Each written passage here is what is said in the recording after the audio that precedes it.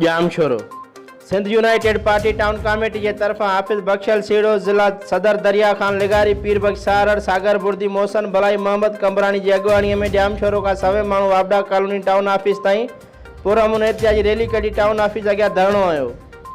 धरणे में SUP सैफल बुर्दी आसिफ भलाई अमीर बख्श बुलेदी कादिर बख्श भलाई साहब खान नोहानी कलीमुल्लाह काबूर जबल उमरानी सलीम लाखो मंसूर जोयो अली असगर सोलंकी अमीर बख्श खुश्क अमीर बख्श जत्याल हक नवाज मंगणार इस्माइल चांडियो गांवर चांडियो साबिर सुमरो समेत वॾी तादाद में पार्टी कारकुननि की शिरकत।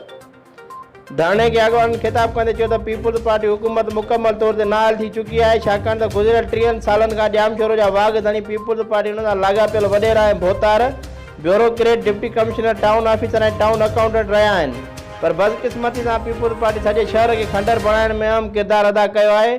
शहर के ड्रेनेज सिस्टम जा मेन नाला मुकम्मल तौर गैरफाल थी चुका आहिनि। उन सबब जे करे गुज़िरियल साल बरसातुनि में सॼो शहर ॿुॾो हुयो।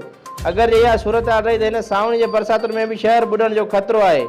अॻवाननि मुतालबो कयो त ड्रेनेज सिस्टम मुस्तकिल बुनियादनि मुकम्मल ते ठाहिया वञनि। उन खां अलावा पीअण जो साफ़ पानी पिणु शहर वासियुनि लाइ बेलाभ बणियल आहे।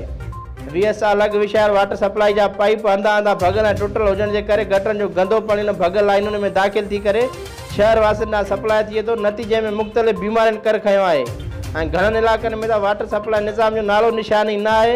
उहो ई सबबु आहे जो हितां जा रहवासी टैंकर माफ़िया जे हथां फुरिजी रहिया आहिनि।